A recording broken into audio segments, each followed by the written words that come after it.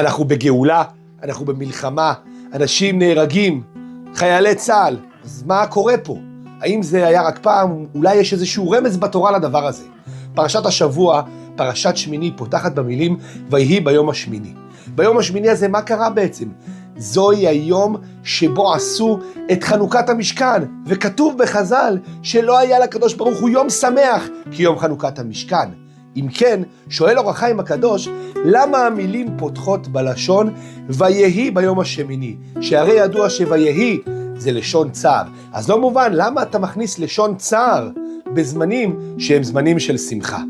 התשובה לכך, עונה אור החיים הקדוש, היא בעקבות כך ששני בני אהרון מתו, נדב ואביהו. והם היו קדושים וצדיקים, בקרובי הקדש, הם היו קרובים אל השם. וזה לשונו של אור החיים הקדוש, והצער הוא שמתו נדב ואביהו, שאין כמותם בכל ישראל. גם בדור שלנו, דור של לוחמים גיבורים, עלינו לזכור את אותם הקדושים שמסרו נפשם, החיילים, האזרחים שנהרגו במלחמה הזאת, כיוון שאנחנו מושתתים עליהם.